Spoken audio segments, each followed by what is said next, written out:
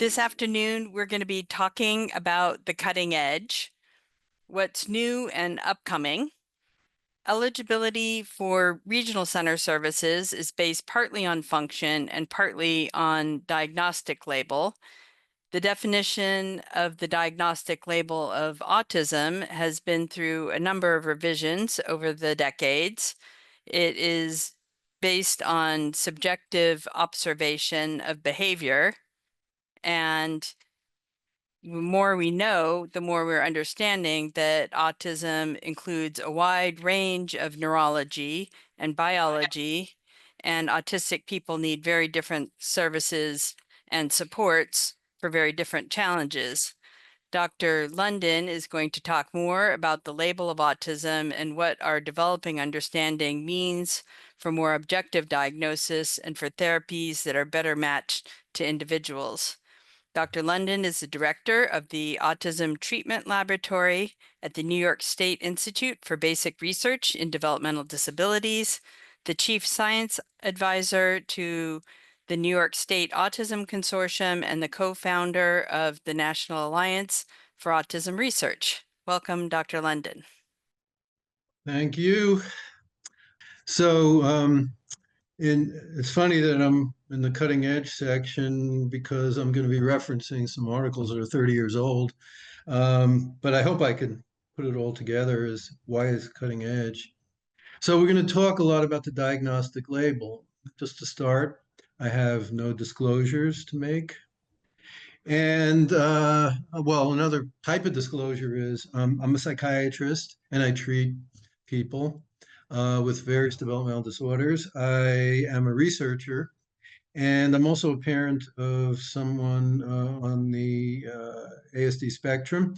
That's my son, Zach, who is now 38 years old. He was obviously younger at the time of this picture, and so was I.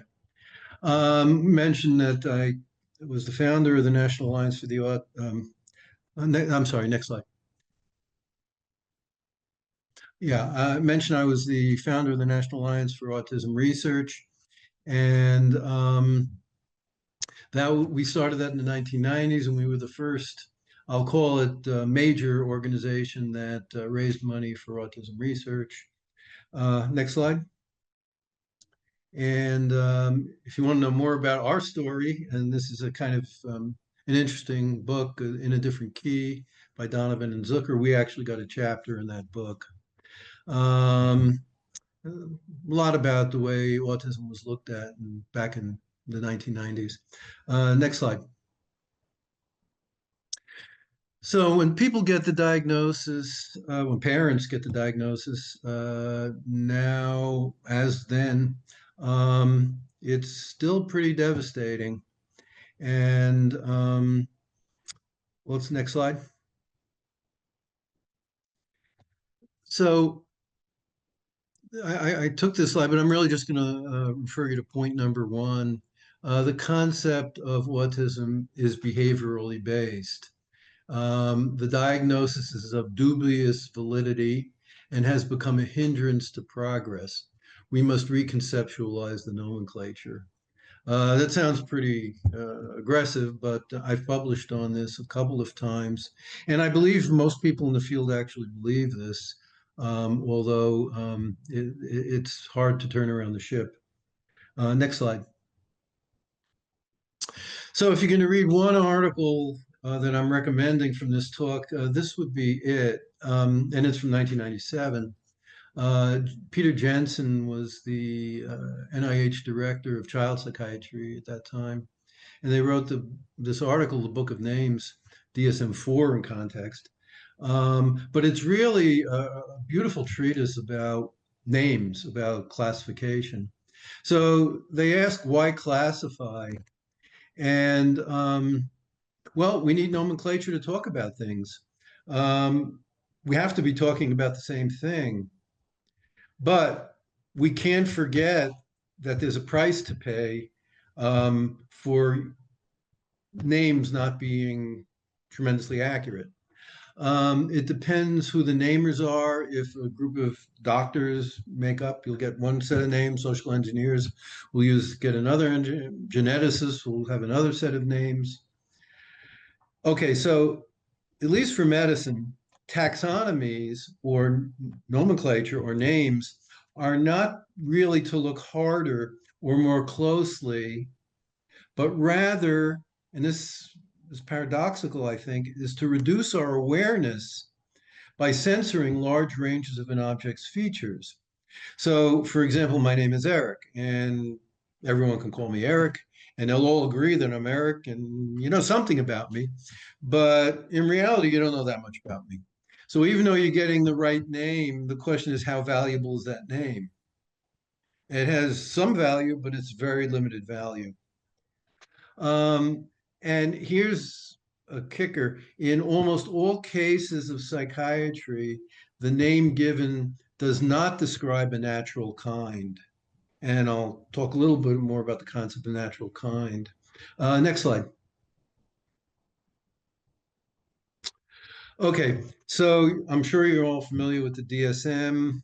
That's the book of names that the psychiatrists use.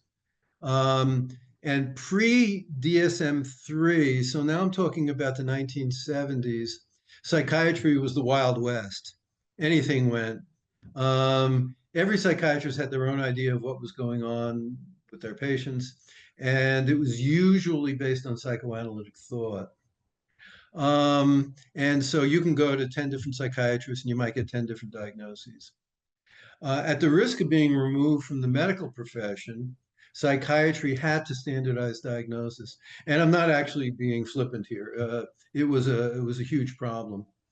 And that's what created the DSM-3. But the problem was that we knew little or nothing about etiology or about pathophysiology. And so, how do we create a nomenclature? Well, we did it based on pure observation. So, what you see in your office is what you have to base it on. The framers of the DSM 3 actually very plainly told us that this is a poor solution and it should be temporary until we figure things out. Next slide. Um, so, Steve Hyman, who was the director of the National Institute of Mental Health at a later date, wrote another paper. And if you're going to read two papers, I would read this one. It's called "The Diagnosis of Mental Disorders, the Problem of Reification." And to this day, we have not figured those things out that we needed to figure out, and we're still stuck with our descriptors. It turns out that the brain is just really complicated. The solution could be to maintain awareness of how limited our diagnoses are. But this is me talking now, but we're not smart enough to do that. And I can tell you that because I watch the way everyone handles the diagnosis. And when I say everyone, I'm even including researchers and doctors and everyone who should know better. Reifies diagnosis. Now, reification means making something real that's not real. So instead, we reify and we assign this concrete existence to a concept, which is not a natural kind. So, what's a natural kind? A natural kind is something that really exists in nature and we can agree on it. So, if I use the word tree, I think we'll all agree that a tree exists in nature. We know that there are different kinds of trees. Some are evergreen, some are deciduous. But we're pretty okay about describing it that way. But a tree is a tree, and we can talk about trees in certain respects. Um, Anyhow, the price we pay for poor nomenclature is that things are not working well. We cannot correlate biologic findings with what might be make-believe entities. And so little progress has gone on over the past 50 years. I'm not the only one saying this. The National Institute of Mental Health acknowledges this. By the way, and this is not just for autism, this goes for all psychiatry. The National Institute of Mental Health moved to what they called an RDoC model, and that means studying circuits, not disorders. So they'll do a study on a particular circuit of the brain and what that does and how to manipulate it, and they'll put people in who have all different diagnoses. A very different idea than just taking, well, we took a bunch of autistic people or people with autism and put them in the study. Next slide. So what is diagnosis? And hint is it's a medical word. So a patient presents to a doctor with an infinite number of data points. You have a history, you have family, you have genetics, you have development, you have lab values, and I can go on and on with all the things that a doctor could potentially be interested in. The doctor must treat the reason for the visit. Therefore, the doctor's job is not to learn everything there is about you, but to narrow down the data. So if you walk in with a sore throat, he shouldn't ask you who you voted for. Anyhow, then the doctor must formulate a plan. And that plan could be more tests, more observations, or no, I know enough, I'm going to treat you right away. So the doctor makes a diagnosis, maybe a tentative diagnosis or definitive diagnosis, but it guides the doctor to formulate the next workup and treatment plan.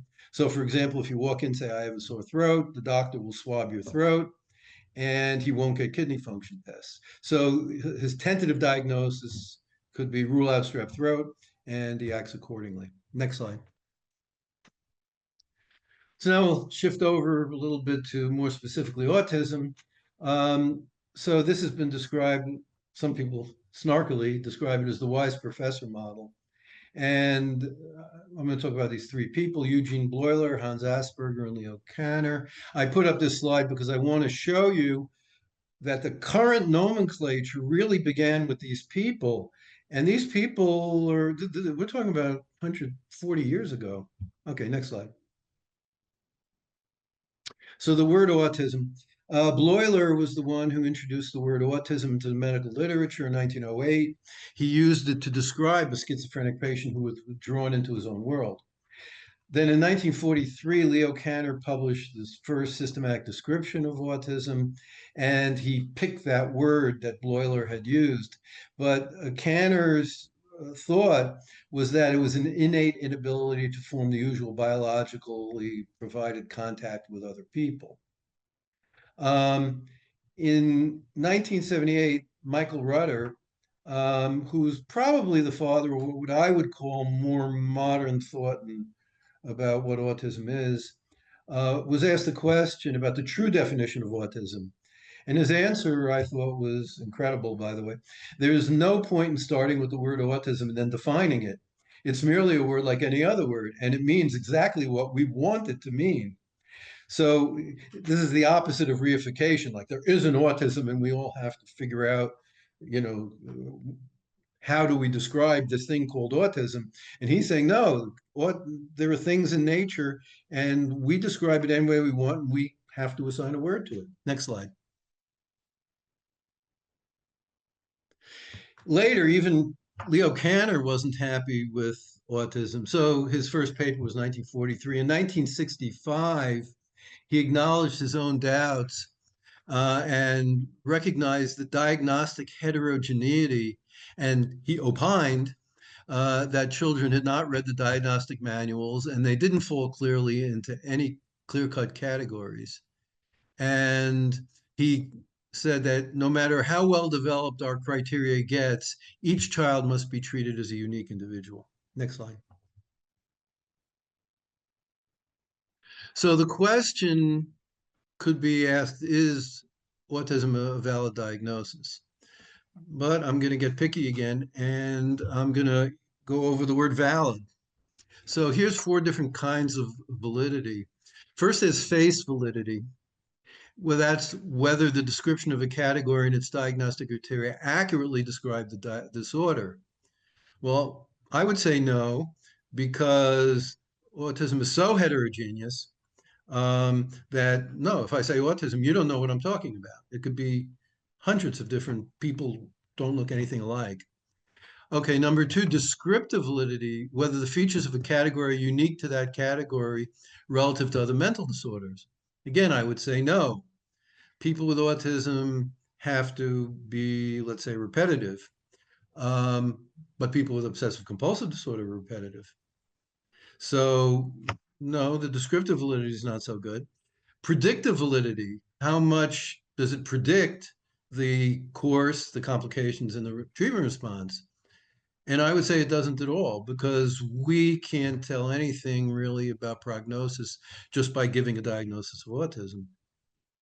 And fourth, external or construct validity, the extent to which a diagnosis correlates with expected external validators, such as neurobiological markers. And this is where people have become really, I mean, when I say people, I mean scientists have become really, really upset because everyone thought, wow, if we just get, actually, Francis Collins, who just stepped down from the head of the National Institute of Health, said if we get 200 SIB pairs, we'll crack the genetics of autism. Now we probably have a couple 100,000. We still haven't cracked it. So is autism a valid diagnosis? I would say no, and actually I've published that it's not. So next slide. Let's skip this because I kind of ran through these things. So this is for visual learners. Is this one disease? Okay, next slide. So who uses these reified diagnoses? Well, first, a range of service providers. Now, the service provider is trained in a skill like an occupational therapist, a speech therapist, a psychiatrist. Um, and okay, now I have a diagnosis of autism. So how much does that tell you about what treatment is needed? Well, I'll tell you as a psychiatrist, it tells me almost nothing about what treatment is needed. Um, Instead, we're trained to provide a service. And so you've probably all heard that if you're a carpenter, the whole world looks like a nail. Um, so whichever practitioner you go to will apply their treatment to this vague diagnosis. Policymakers and government, what services are paid for? What is needed? Um, and I'll give you an example of the problem. Neurodiversity people picketed the opening of a new group home in New York State. And they were saying that we don't need group homes. We need to be in the community. Well, the people who were going to get into that group home weren't people who were going to easily integrate into the community. Now, the state officials, and I worked for New York State, so I heard this firsthand, were very alarmed. And they said, well, if the community doesn't want group homes, why are we wasting money on group homes? Now, the people going into the group homes were people who weren't making it at home. They were banging their heads against the wall. They were doing self-injury or hurting their family. So by having poor nomenclature, um, we have situations like this with the government. Insurance companies, well, the insurance companies, everyone kind of knows they want to get out of paying. So I prescribe drugs, and very often I get my drug denied because they say this drug is not indicated for autism. Well, I'm not really treating autism, I'm treating hyperactivity or I'm treating aggressiveness. But the insurance company doesn't understand that because you're supposed to treat a diagnosis. Educators, does my program work for autism? MDs not familiar with the diagnosis have a real tough time knowing what to do. Now, I'll talk more about that later. Even family members, um, many people who are parents say, my child should be integrated into the classroom or the community. And many people who are parents say, my child should have their own services and their own spaces where they can thrive. They can't thrive in an integrated environment. So is there one answer to all these things? No, it has to be individualized. Next slide. Okay, and this is for me, the diagnostic solution. I have suggested that we stop using the word autism and that we use the word developmental disorders with features of X. Well, that means you have to do something that I'm going to call an assessment. An assessment is what problems does this individual have, not what diagnosis does a person have. If we can't have a diagnosis that's meaningful, what we have to focus on is assessment. And I don't know how to explain this to all those other people I had in the previous slide, but what we really need is good assessment. Okay, next slide. Okay, so we have problems integrating into the existing systems. Next slide. Now, this is where I'm going to get a little bit cutting edge. Um, so when you're born, the brain is 25% um, developed. At about 2 years of age, it's about 75% developed. And when you're 5 years old, it's about 90% developed. So what's the average age of diagnosis of autism? It's 4 point something, and that's even in America, and the rest of the world's probably even later. But average age is 4 point something. And so many, many, many people are not diagnosed till after the age of 5. So what is that saying? That we're diagnosing people with autism after their brain is 90% formed. So if we were going to be, if something's going wrong pre-birth, which is actually something that we know is true, um, if we want to have a chance of intervening and we wait till brain development is nearly concluded, we are sort of missing the boat. Um, and I'm often given the question, well, supposing we could identify them earlier, what would we do? Well, we can't know until we are able to identify them. Next slide. So I want to talk about the problems with very early identification. Autism cannot be diagnosed reliably until, I wrote 24 months, probably 18 months is closer to truth. Um, the problem is that we're using behavioral symptoms, and we have to wait for neurotypical people to develop these skills so we can see where people are diverging. And I already mentioned the average diagnosis, and half are not diagnosed until after 6 years of age. Next slide. So the current system is that screening and diagnosis are supposed to be done in the physician's office. In a recent study of 20 clinics serving 36,000 toddlers, 73% were screened. That's much better than national average, by the way. The sensitivity of the AMCHAT, which is the most commonly used screener, was only 33%, and the positive predictive value was 17%. Um, now, positive predictive value basically means what's the chances that we're getting it right? And chances are 83% we're not getting it right, which means the other way of saying is these are all false positives. And you can play with it, but it's very, very difficult to get a meaningful, um, uh, very good early screener using behavioral methods. Um, Even a somewhat ideal setting where there was 91% screening, the positive predictive value was still only 14.6%. So the primary care office is the location best positioned to offer consistent, timely, accessible, culturally responsive care. But they struggle with being able to do these screenings and making referrals. Um, Only 28 to 60%, depending on the study, administered standardized screening tools, even though the American Academy of Pediatrics is working very hard to improve that. Next slide. Okay, and this slide is even more disturbing. This study that I'm quoting here was done in Washington State. Now, screening is only meaningful if it leads to intervention.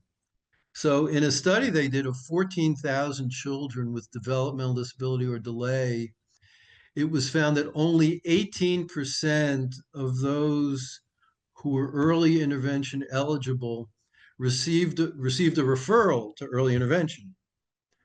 So wow, we're down to like 82% don't even get referred.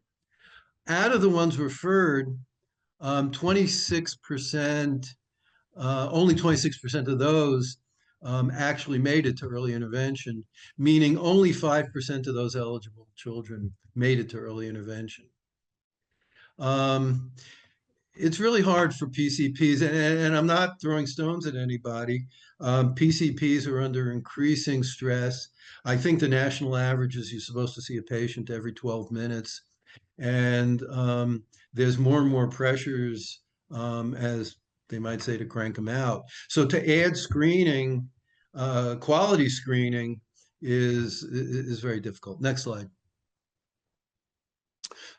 So more than half the PCPs surveyed expressed a need for more knowledge, more training, and a similar number listed more knowledge about community resources. In other words, the PCPs don't really know what to do, at least many of them or most of them. Next slide. So solutions. So I actually have a grant for prospective solution. It's a 1 year small grant, but I'm going to try. Anyhow, to create an entity whose task it is to undertake screenings. This, oh, by the way, I should say that I don't know the California system. So if California is way ahead of me on this, then I apologize. But I'm coming from New York State and from what I know nationally. But anyhow, create an entity whose task it is to undertake screenings. This will be done by people who could be trained fairly easily, done outside the PCSB office. We're actually doing it online. We're enrolling people at birth in a hospital, and we're going to follow them online. Um, and I'm going to talk more about neurophysiologic lab tests, but I'll save that. And anyhow, this entity could not only do the MCHAT type screening, but we have more time, than a busy pediatrics office, and we could do level 2 screeners, which would have a much better rate of positive predictive value. And if you could add some physiologic testing to it, we would be extremely good. Next slide. And so my research um, on early detection, we're using EEG, but it's not standard EEG. We're using um, a kind of an AI or machine learning EEG. It's called nonlinear EEG. Um, and we've been able to separate out um, autism from non-autism as early as 3 months of age in a infant siblings population. ABR is auditory brainstem evoked potential, and we did that with premature infants. Now, ABR is done in most states on a majority of patients. It's a hearing test. We could do it as a test for autism, we think, and all we would have to do is turn the volume up a little bit. And so it's readily doable. And the third thing is movement analysis. Now, when a baby is first born, its movements are completely random. But as the baby matures, the movements get to be more intentional. In our preliminary work, we're finding that by 3 months of age, if the baby's intentionality has not gotten better, that may be predictive autism. We have less data on the movement analysis. These are all easy tests to do. The EEG, we could do it in 2 minutes. And the movement analysis, you could do with a cell phone. Next slide. Okay, so yeah, you can put up, do the next slide. Okay, so this is the loop. We could do these very easy tests. We send it to a central location where it's analyzed, and the results can go back to the pediatrician or the PCP, and it'll be just like a lab test. And we think this is extremely doable right now. We've done it on high-risk populations. We need to do it on non-high-risk populations, but so far the granting agencies have not agreed with us. Okay, next slide. Okay, skip this slide because I'm running out of time. This is the ABR, and you could see how easy it is to separate out. The red peaks are autism. So this is brainstem evoked potential. You do a few clicks, and we see when the peaks come in the brainstem, and you can see that the peaks are coming late in every single peak. It's separated out very easily. Next slide. And this is just what I was telling you about, we're doing the babies and the intentional movement. Okay, next slide. So I just want to mention one more thing, and I'll tie this up with diagnosis a little bit. Um, so in Boston, there's the at Mass General Hospital, there's the Healy Center for ALS, so amyotrophic lateral sclerosis, and they came to the conclusion that they couldn't really test treatments for ALS with the usual system because the usual system is clunky. It takes a long time, and it's so what they did was they create next put on the next slide. They created well, they're using something called a platform trial, which basically means you get admitted to the study, you can get standard of care, treatment one, treatment two.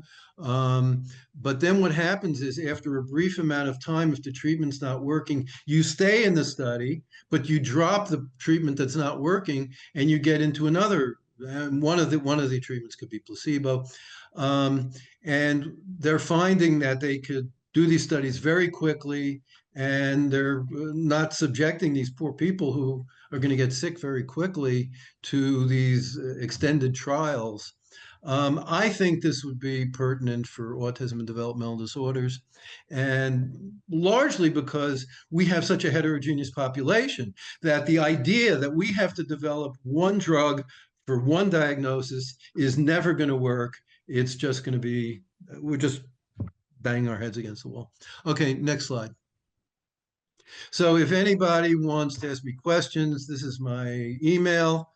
Feel free if you want to harass me. That's okay too on email. It's a, can't have my phone number, but you can. I'm pretty open to any email suggestions. Next slide. And this is me and my son Zach now, who I said is 38, and he lives on a great program on a farm, and he's a really happy guy. And I've aged well. Thank you. Thank you so much, Dr. London. I think although some of the information um, may not be new ideas, I think they take on a new salience after 30 years of autism research. So I think we need to go back and look at where we've been and where we're going. There's a question in the chat. Could the PPV of the MChat also be impacted by parent report, which may result in a child being noted at a lower risk than if other providers completed it based on their observations of a child? Um, well, I'm not sure I can give a great answer to that. I'm not a specialist in these particular tests. There are all sorts of screeners, and there are many. The AmChat is the one that's caught on, and partly because of its brevity. See, they're with the level one screeners. Now there are level two screeners which are much, much better, but they take 20 minutes to 40 minutes to do, and they're done by observers, not the parent. So you can't do the PCPs aren't going to do level two screeners in their office. That's when I say they aren't. Maybe there's a rare exception, but it takes too much time. So they're referred out to quote unquote experts to do the level two screeners. Another question from the Q&A. Was the 3-month-old prediction study with siblings extended out longitudinally? Um, that was the EEG study, I guess. Um, yeah, they were followed to diagnosis. I don't remember how long they were followed, but they were, it wasn't. I mean, you don't get diagnosed at 3 months. They were diagnosed at, when the when I'm sorry, when the ADOS or was able to be done. The diagnosis of autism now has great social salience for a strong autistic community, and political in terms of eligibility for services. It's written into statute as part of California's definition for lifelong eligibility for services and supports. How would you recommend we deal with that when it doesn't match the science and biology? Yeah, I mean, I hate when people say it's a great question, but that one's a great question. Um, so, I mean, I don't have the answer, but what I can say is we got ourselves into this mess, and no one's going to get us out of it if it's. It has to be the medical scientific community has to tackle this issue. And if our look, if we made a mistake or if we didn't choose a good nomenclature, at some point we have to say, look, our nomenclature is not good. We're going to move on.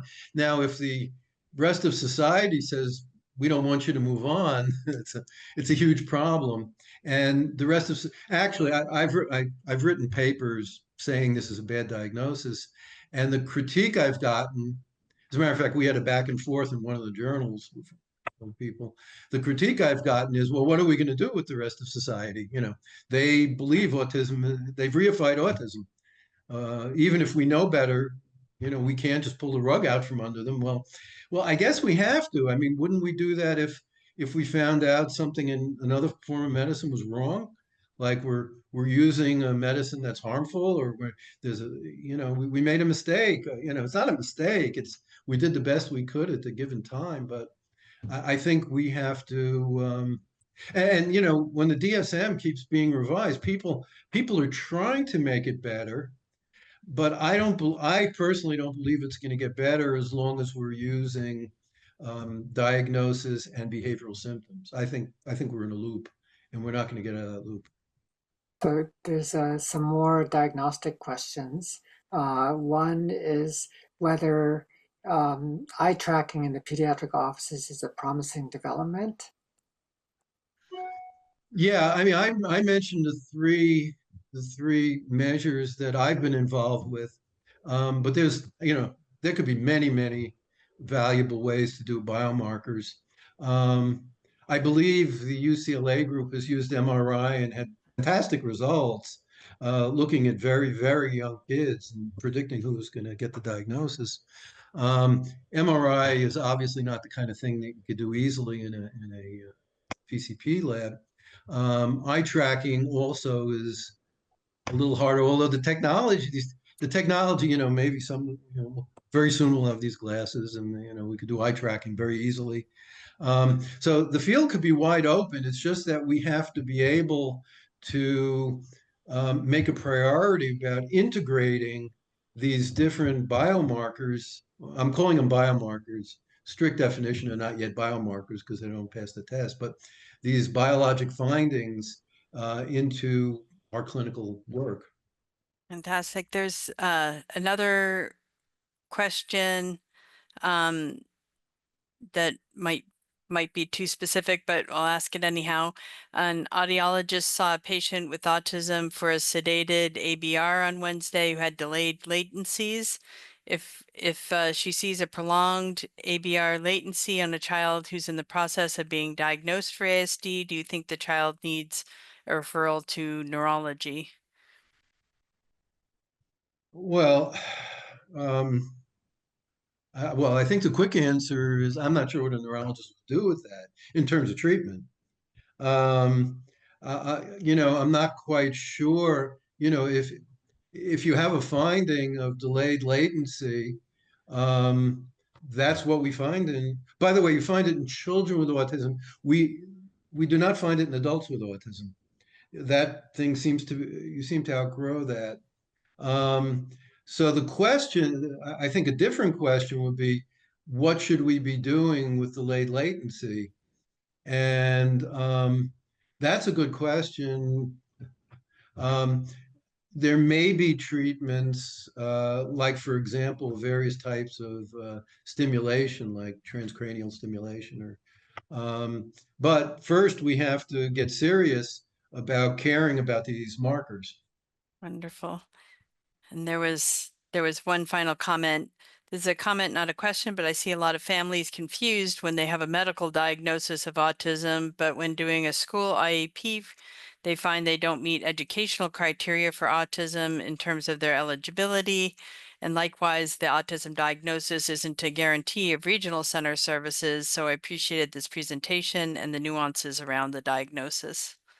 Right. Well, yeah, I mean, there shouldn't be an educational diagnosis of autism, um, you know, because it's a medical diagnosis. I don't even think it should be a medical diagnosis, but it is a medical diagnosis. But the educational intervention should be based on assessment, as I was saying, should be based on what kind of a learner you are, what do you need, what services would help you learn, not how does it fit into this box. And I think I beat that one to death. Well, thank you so very much, Dr. London. Okay, my Good to pleasure. talk with you.